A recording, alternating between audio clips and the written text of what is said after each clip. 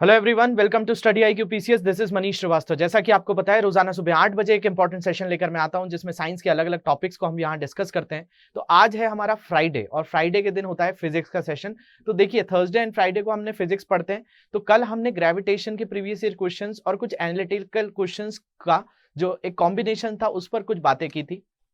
कल कुछ questions discuss किए थे। वैसे आज भी हम इस चैप्टर को कंप्लीट करेंगे कि इसके और क्या क्या एस्पेक्ट पूछे गए एग्जाम्स में और किस तरह के एनालिटिकल क्वेश्चंस आ सकते हैं, ताकि आपका पूरी तरीके से ये टॉपिक कवर हो जाए। तो इसके बाद फिर हम नेक्स्ट टॉपिक की तरफ जाएंगे। तो ये टॉपिक जो है इसके क्वेश्चंस कर लेते हैं। शुरू करते हैं सेशन, जिसमें हम लोग क्या पढ़ेंगे। तो ग्रेविटेशन के बारे में देखेंगे और ग्रेविटेशन से रिलेटेड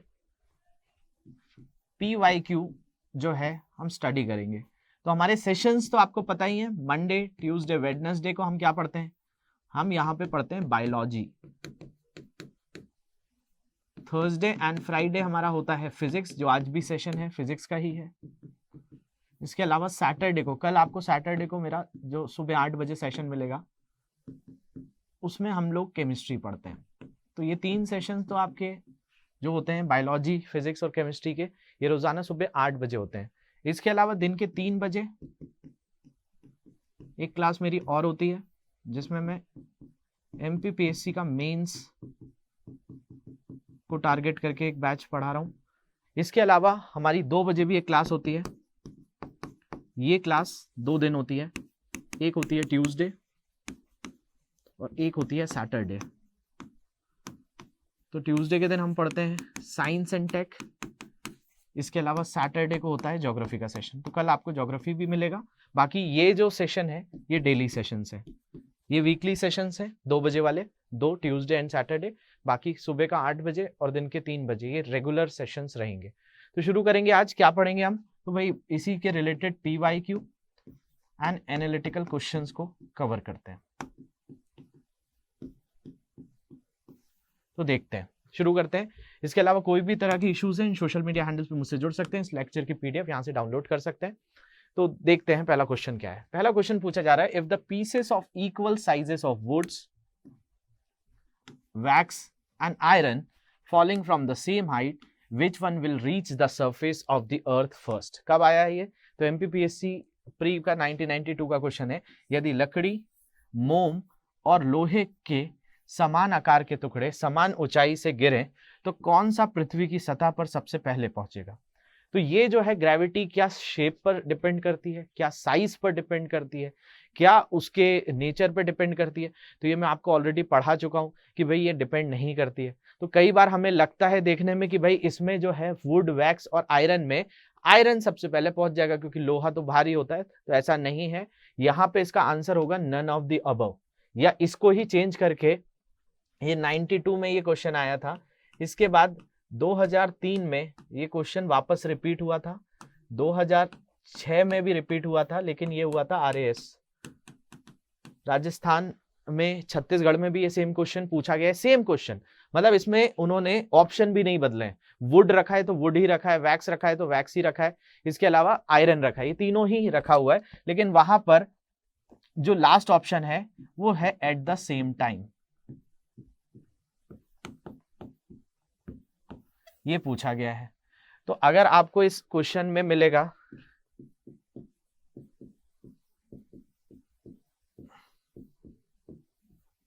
ये ऑप्शन एक ही समय पर, if the pieces of equal sizes of woods, मतलब यदि लकड़ी, मोम और लोहे के समान आकार के टुकड़े समान ऊंचाई से गिरे तो कौन सा पृथ्वी की सतह पर सबसे पहले पहुंचेगा। तो भाई एक ही समय पर सारे पहुंचेंगे, एट द सेम टाइम सारी चीजें पहुंचेगी। तो इसमें नन ऑफ द अबव था तो यही लगाएंगे।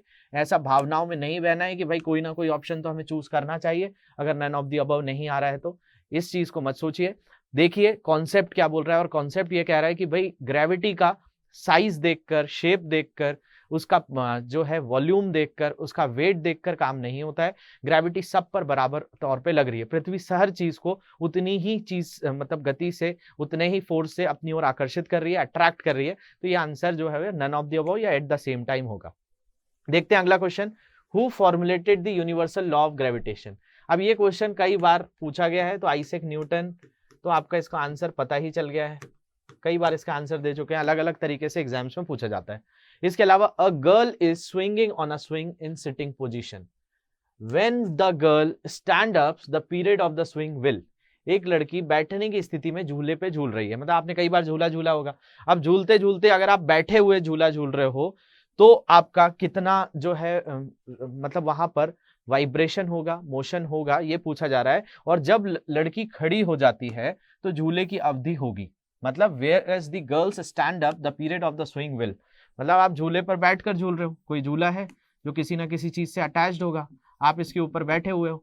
अब बैठे बैठे आप कभी आगे आ रहे हो, कभी पीछे जा रहे हो, लेकिन आप इस पे खड़े हो गए, तो खड़े होने के बाद उसका जो ड्यूरेशन है वो कम हो जाएगा या बढ़ जाएगा। तो ये जो चीज है ये आपका आईएएस के एग्जाम्स में यूपीएससी ने 1997 में क्वेश्चन पूछा हुआ था। तो जब गर्ल खड़ी हो जाएगी तो देखा जाए तो आपने कई बार देखा होगा झूले को झूलते समय आप क्या करते हैं, आप उस पर और ज्यादा जो है फोर्स लगाते हैं कि आप आगे तक जाइए, बैठे बैठे होता है। लेकिन अगर आप खड़े होकर लगाएंगे तो उतना फोर्स नहीं लगा पाएंगे, क्योंकि आपने देखा होगा कि आप बैठते समय क्या होता है कि अपने पाँव को भी आगे लेकर जाते हैं और पाँव को जोड़कर आप बहुत आगे फोर्स उस पर अप्लाई करते हैं, तो आसानी से झूला झूल रहे होते हैं। लेकिन अगर आप को झूला जल्दी रोकना है तो क्या हो जाइए, आप खड़े हो जाइए। तो ये क्वेश्चन पूछा गया था, तो इसमें ये होगा बी शॉर्टर, यहाँ पर छोटे समय तक रहेगा। तो झूले की अवधि छोटे ही समय तक रहेगी अगर उस पर खड़ा हो जाए, अगर बैठेंगे तो ज्यादा दूर तक जाएगा। अच्छा क्वेश्चन आया था, याद रखेंगे। अगला क्वेश्चन देखते हैं कि what does a small value of ji indicates. अगर जी की वैल्यू कहीं पर स्मॉल है, या ये क्वेश्चन आपको नॉर्मल जी की जगह अगर आपको ग्रेविटेशन फोर्स भी दे दिया जाए, ग्रेविटेशन फोर्स का मतलब अगर आपको किसी क्वेश्चन में आ जाए कि गुरुत्वाकर्षण बल अगर कहीं पर बहुत ही छोटा है तो ये क्या दर्शाता है, ये यही दर्शाता है कि भाई दो वस्तुओं के बीच में जो आकर्षण है उसकी जो संख्या होगी, उनका जो अट्रैक्शन है, फोर्स ऑफ अट्रैक्शन, वो कम होगा। तो यही आप बताएंगे। तो small value of ji indicates that the force of gravitational attraction between two ordinary size object is very weak force, मतलब उनके बीच में जो भी एक तरीके से हम बोले कि जी का एक छोटा मान इंगित करता है कि दो समान आकार की वस्तुओं के बीच गुरुत्वाकर्षण बल बहुत कमजोर बल है और वो कम, उसके बीच में कम संख्या का बल लग रहा है, तो इस तरीके से आप उसको वीक फोर्स बता सकते हैं। अगला क्वेश्चन देखिए, यूपी लोअर पीसीएस का क्वेश्चन था 2015 का। टू बॉल्स, एक बॉल ए है एक बॉल बी है, are of 10 kg and 1 kg respectively, they are dropped simultaneously from a height of 20 meter, 20 meter ऊपर से फेंका जा रहा है, किसको, ए को भी और बी को भी। तो which of the following is correct, A will reach the ground first, तो भाई ए अकेला क्यों पहुंचेगा, कि ए भारी है इसलिए? नहीं, क्योंकि हमने बात करी कि ग्रेविटेशन पे किसी का हल्का भारी पन्ना होना कोई मतलब ही नहीं है। दो गेंद ले रहे हैं हम, ए और बी, और 10 किलोग्राम और 1 किलोग्राम, तो हमें वजन से कोई मतलब ही नहीं, उन्हें एक साथ 20 मीटर की ऊंचाई से गिराया जाता है। तो निम्न में से कौन सा सही है, ए पहले जमीन पर पहुंचेगा तो बिल्कुल नहीं पहुंचेगा, B will reach the ground first तो ऐसा भी नहीं होगा, बी पहले जमीन पर पहुंचेगा तो ये भी नहीं होगा, both A and B will reach the ground at the same time, A और बी दोनों एक ही समय पर जमीन पर पहुंचेंगे। तो ये क्वेश्चन देखिए, एक ही तरह के क्वेश्चन है, लैंग्वेज बदल बदल कर पूछे जाते हैं। तो ग्रेविटेशन जो है किस पे डिपेंड नहीं करता, तो मास पर डिपेंड नहीं करता है, याद रखेंगे, भावनाओं में नहीं होंगे। जैसे कि कई बच्चों ने क्वेश्चन पूछा था, सर रुई को फेंकें और पत्थर को फेंकें, तो रुई तो बाद में आती है, वहां पर जो है कंडीशन लग जाती है वैक्यूम की। और जब भी हम फिजिक्स की कोई भी लॉ की बात करते हैं तो हम आइडल कंडीशन की बात करते हैं, हम आदर्श स्थिति की बात करते हैं, हम वहां पर कोई भी स्थितियों को बदल कर बात नहीं करते हैं। अगर वहां पर क्वेश्चन में लिखा है कि हम आइडल स्टेट की बात नहीं कर रहे हैं, तब आपको अपना दिमाग ज्यादा लगाना है, नहीं तो आप आंसर डायरेक्ट लगाकर आएंगे। तो ये ध्यान रखेंगे। अगला क्वेश्चन देखिए, the earth is acted upon by gravitation of sun even though it does not fall into the sky, why. पृथ्वी पर सूर्य के गुरुत्वाकर्षण द्वारा किया जाता है, भले ही वो सूर्य में गिरे ना गिरे, क्यों? मतलब देखा जाए तो भाई अर्थ जो है वो किसके अराउंड घूम रही है, सन के अराउंड घूम रही है, तो भाई सन भी तो एक ग्रेविटेशन लगा रहा है। लेकिन आपका क्वेश्चन पूछा जा रहा है कि भाई सन के अराउंड घूमते हुए भी पृथ्वी जो है वो सूर्य में क्यों नहीं गिर रही है? पृथ्वी के सूर्य के गुरुत्वाकर्षण द्वारा किया जाता है, मतलब सूर्य के गुरुत्वाकर्षण बल के द्वारा इसमें एक घूर्णन होता है, ये पूरी परिक्रमा करता है, even though it does not fall into the sun, भले ही वो सूर्य में ना गिरे। तो ऐसा क्यों होता है, इसका आंसर देना है। तो भाई ये जो फोर्स होता है, इसी फोर्स को आपको कल भी एक क्वेश्चन आया था, मून के ऊपर था, यहाँ पे सन के ऊपर है। तो एक मैंने आपको फोर्स बताया था जिसको कहा जाता है सेंट्रीपिटल फोर्स। इसी सेंट्रीपिटल फोर्स को आप क्या बोलते हैं, तो इसी को बोलते हैं अभिकेंद्रीय बल। तो वहां पे क्या कर रहा है काम, तो अभिकेंद्रीय बल काम कर रहा है। तो देखा जाए तो यहाँ पर आप बता सकते हैं the gravitation force is responsible for providing the necessary centripetal force which allows the earth to move around the sun at the defined path और ऑर्बिट, जो कि उसे एक वृत्ताकार मार्ग में आसानी से घूमने देगा। So the earth does not fall into the sun. गुरुत्वाकर्षण बल आवश्यक अभिकेंद्र बल प्रदान करने के लिए जिम्मेदार है, जो पृथ्वी को परिभाषित पथ या कक्षा में सूर्य के चारों ओर घूमने की अनुमति देता है, इसलिए पृथ्वी सूर्य में नहीं गिरती है। ये चीज आपको पता चल गई। अब देखिए अगला क्वेश्चन क्या है। A ball is dropped from the top of a high building with a constant acceleration of 9.8 metre पर second square. What will be its velocity after 3 second. एक गेंद को एक ऊंची इमारत के ऊपर से 9.8 मीटर पर सेकेंड के निरंतर त्वरण के साथ गिराया जाता है। 3 सेकेंड बाद इसका वेग क्या होगा, ये आपको बताना है। क्या 9.8 मीटर पर सेकेंड होगा। अब देखिए यहां पर दिया है आपको एक्सेलरेशन, और एक्सेलरेशन देने के साथ साथ मतलब हिंदी में बोला जाए तो आपको दिया हुआ है त्वरण, और आपसे पूछा है वेग निकालिए। तो इसके लिए आपको याद करना पड़ेगा, आपको मैंने लॉज ऑफ मोशंस में कुछ इक्वेशंस बताई थी। तो एक इक्वेशन थी जिसको कहा जाता था v is equals to u plus a t. यहाँ पे आपको ये लगानी पड़ेगी। अब v की वैल्यू आपसे पूछी गई है, u की वैल्यू इनिशियल वेलोसिटी होती है। याद करिए v मैंने आपको बताया था, इसको बोला जाता है अंतिम वेग, इसी को इंग्लिश में कहा जाता है फाइनल वेलोसिटी। u क्या होता है, तो इनिशियल वेलोसिटी, मतलब आपका प्रारंभिक वेग। इसके अलावा a का मतलब है त्वरण और t का मतलब है टाइम, समय।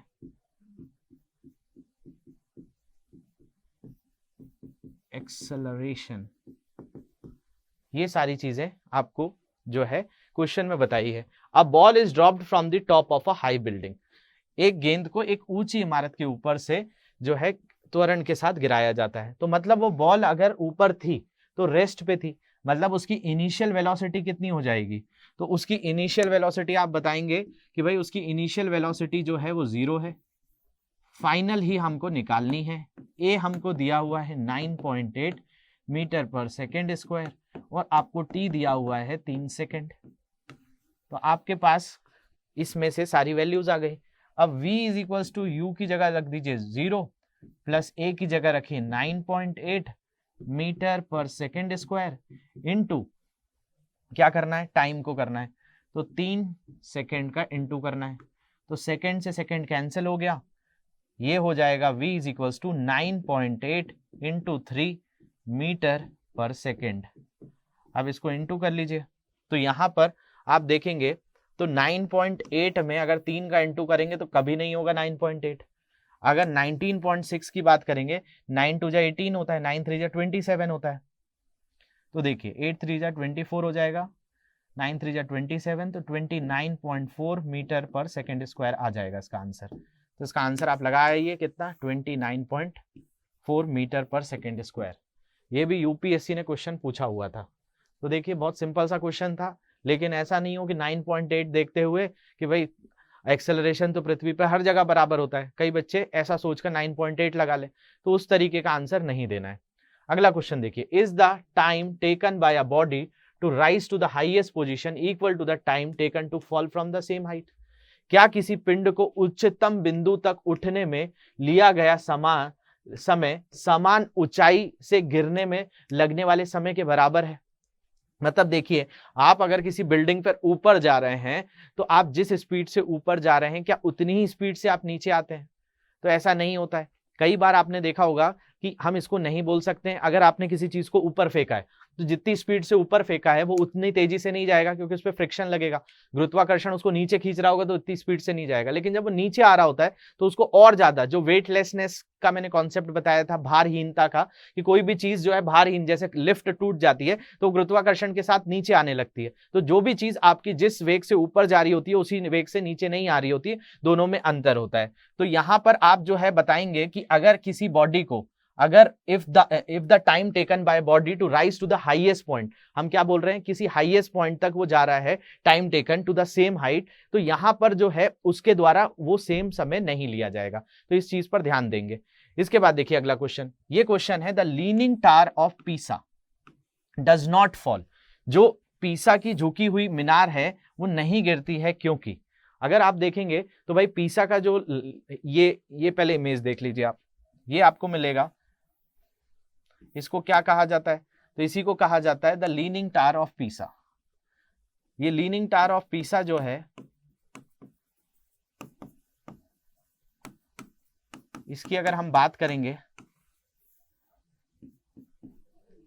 तो लीनिंग टावर ऑफ पीसा को अगर आप कंसिडर करते हैं तो लीनिंग टावर ऑफ पीसा जो है, इसमें आप देखेंगे कि भाई ये झुका हुआ है, लेकिन ये झुका हुआ होते हुए भी गिर क्यों नहीं रहा है। तो इसके पीछे बताया जाता है कि भाई जो इसको कंस्ट्रक्ट किया गया है तो इसका जो बेस रखा गया है वो एक कॉमन रखा गया है। मतलब इसमें जो सेंटर ऑफ मास है, जो इसका पूरा का पूरा अभिकेंद्रीय जो सेंट्रिपिटल जो फोर्स बोल सकते हैं, या फिर इसका जो केंद्रीय जो द्रव्यमान है वो कहां पर संग्रहित है, वो कहां पर है, तो वो इसके सेंट्रल पार्ट पर है। इसके सेंट्रल पार्ट को पूरी तरह से इसके मास को कैरी करके रखा गया है, इसलिए गिर नहीं रहा है। मतलब आपको देखने में भले आकृति दिखे, लेकिन जैसे इसके बीच में जो पिलर्स बनाए गए होंगे उनको स्ट्रेट बनाया गया है, और उसके अराउंड जो है डिजाइन्स जो क्रिएट की गई हैं वो डिजाइन्स थोड़ी सी आपको ऐसा लीनिंग तरीके से देखने मिलती है।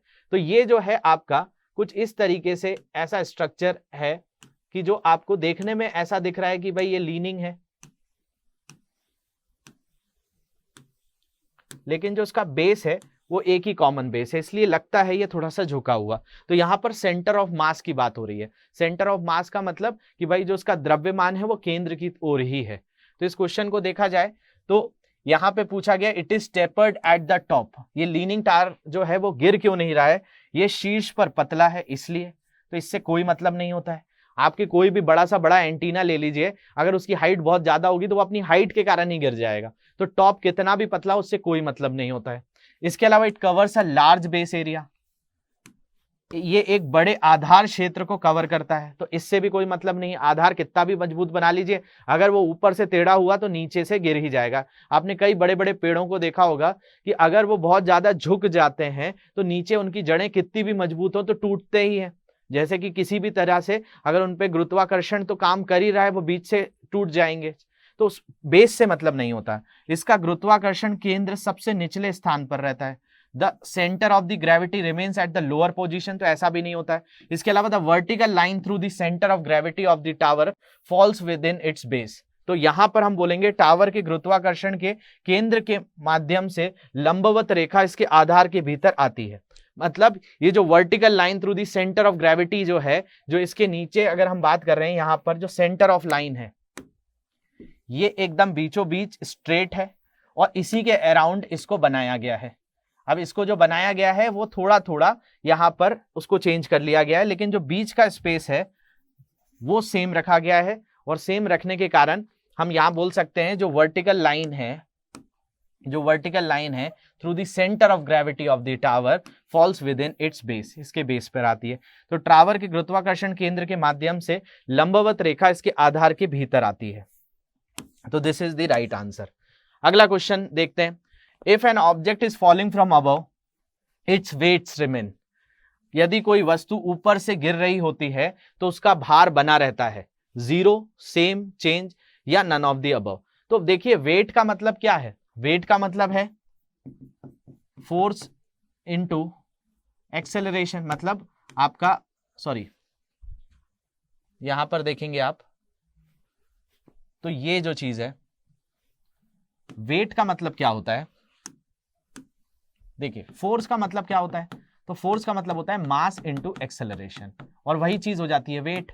तो वेट में भी क्या लग रहा होता है, एक द्रव्यमान लगता है और एक त्वरण लगता है। अब यहाँ पर जो त्वरण लग रहा होता है वो त्वरण क्या है, वो गुरुत्वीय त्वरण है, जी की वैल्यू है। तो if object is falling from the above it weight remains, अगर कोई वस्तु ऊपर से गिर रही है तो नीचे आते आते क्या उसका वेट बदल जाता है, नहीं, सेम ही रहता है, क्योंकि उसके मास में भी चेंज नहीं हो रहा है। एक्सेलरेशन ड्यू टू ग्रेविटी ही तो उसको नीचे लेकर आ रही है, वो त्वरण ही तो उसको नीचे लेकर आ रहा है, तो उसका मास कैसा रहेगा, सेम रहेगा, वैसा ही रहेगा, बदलेगा नहीं।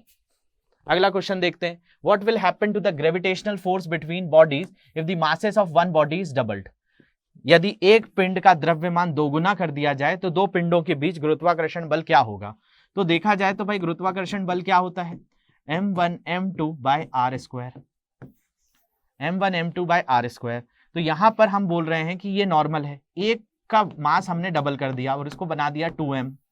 तो अगर एक वस्तु का मास हमने 2m कर दिया तो क्या हो जाएगा, तो F इज इक्वल्स टू हो जाएगा G into 2m1 m2 by r square. ये 2 बाहर आ जाएगा तो F हो जाएगा 2 इंटू F, इसको F1 मान लें तो ये F1 के बराबर ही हो जाएगा, क्योंकि पूरी चीजें तो वही की वही हैं, तो ये दुगना हो जाएगा। तो यहां पर आप बता देंगे कि भाई अगर आपका what will happen to the gravitational force between two bodies if the mass of one body is double, यदि एक पिंड का द्रव्यमान दोगुना कर दिया जाए तो दो पिंडों के बीच गुरुत्वाकर्षण बल क्या होगा, तो दुगना हो जाएगा, ये भी डबल हो जाएगा। तो सिंपल सा क्वेश्चन है, आंसर कर देना है। अगला क्वेश्चन देखते हैं। अगला क्वेश्चन क्या पूछ रहा है, what is the value of acceleration due to gravity on the surface of the earth. पृथ्वी की सतह पर गुरुत्वाकर्षण के कारण त्वरण का मान क्या होता है। तो ये बहुत ही सिंपल क्वेश्चन है, 9.8 मीटर पर सेकेंड स्क्वायर, तो इसको तो आप सभी को पता होगा। अगला क्वेश्चन देखिए, who propounded the universal law of gravitation. ये गुरुत्वाकर्षण के सार्वत्रिक नियम का प्रतिपादन किसने किया था। तो ये भी क्वेश्चन 2-3 बार रिपीट हो चुका है, न्यूटन ने ही किया था। अगला क्वेश्चन है, if the mass of the body is 9.8 kg on the earth what would be the mass on the moon. यदि किसी पिंड का द्रव्यमान पृथ्वी पर 9.8 किलोग्राम है, तो देखिए मास कभी बदलता नहीं है, तो दोनों ही जगह सेम ही रहेगा, मतलब द्रव्यमान मून पर भी जाकर कितना होगा, 9.8 kg ही रहेगा, 9.8 किलो ही रहेगा। इसके अलावा अर्थ एस्केप वेलोसिटी, पृथ्वी पर पलायन वेग की वैल्यू कितनी होती है, तो 11.2 किलोमीटर पर सेकेंड होती है। जब मून पर जाते हैं तो 2.4 किलोमीटर पर सेकेंड हो जाती है। मून पर कितनी हो जाती है, तो 2.4 किलोमीटर पर सेकेंड ये वैल्यू रहती है। तो होप ये सारे क्वेश्चंस आपको समझने आ गए होंगे, तो ये इसको बहुत अच्छे से देख लीजिएगा। कल का भी लेक्चर जो था उसके मैंने सारे क्वेश्चंस पीडीएफ फॉर्मेट में जो है ग्रुप पर अपडेट कर दिए थे टेलीग्राम ग्रुप से, आप उसको भी डाउनलोड कर लीजिएगा। आज का जो लेक्चर है उसको भी ध्यान से डाउनलोड करके जो नोट्स बने हुए हैं आपके ग्रेविटी के, वहां पर उसको जो है फिक्स कर लीजिए कि जब आप चैप्टर पढ़ें तो आपके पास पूरा का पूरा प्रीवियस ईयर क्वेश्चन हो। फिर क्वेश्चन को जरूर 2-3 बार ट्राई करते रहें। कहीं भी दिक्कत आएगी तो मेरे से जरूर पूछेंगे, इन सोशल मीडिया हैंडल्स पे मुझसे जुड़ सकते हैं, लेक्चर की पीडीएफ ऊपर से डाउनलोड कर सकते हैं। और भी कोई तरह के सजेशन होंगे तो कमेंट्स बॉक्स में आप जरूर बताएंगे। इसके बाद जो है हम नेक्स्ट टॉपिक की तरफ बढ़ेंगे। हमें बहुत सारे टॉपिक्स और भी पढ़ने हैं, हमें इलेक्ट्रिसिटी पढ़नी है, मैग्नेटिज्म पढ़ना है, साउंड पढ़ना है, लाइट पढ़ना है, आपका वेव्स पढ़नी है, तो ऐसे बहुत सारे टॉपिक्स हैं फिजिक्स में। तो नेक्स्ट चैप्टर्स जो है हम टॉपिक पढ़ेंगे। तो क्वेश्चंस हमने बहुत सारे जो फिजिक्स के आप लोगों की डिमांड थी कि सर इनके क्वेश्चंस दोनों फॉर्म में करा दीजिए, तो मैंने दोनों ही चीजें करा दी हैं। वर्क एनर्जी पावर के भी क्वेश्चंस पिछले वीक करवाए थे, आज मैंने जो है इस वीक हमने ग्रेविटेशन के ऊपर क्वेश्चंस किए हैं। अगले वीक से हम लोग जो है चैप्टर्स को स्टार्ट करेंगे। कल आपको जो है केमिस्ट्री की क्लास मिलेगी, उसको देखेंगे। इसके अलावा दिन के 3 बजे मेरा एक और सेशन होता है जिसमें आप क्या पढ़ेंगे, तो मेंस की क्लासेस होती हैं, तो मेंस के टॉपिक से रिलेटेड आप वहां पे 3 बजे जुड़ सकते हैं। वो सेशन जो है लाइव सेशन होता है, तो वहां पर भी आप क्वेश्चंस पूछ सकते हैं। तो होप सारी चीजें आप लोगों को क्लियर हो गई होंगी। Thank you very much for watching this, have a great day.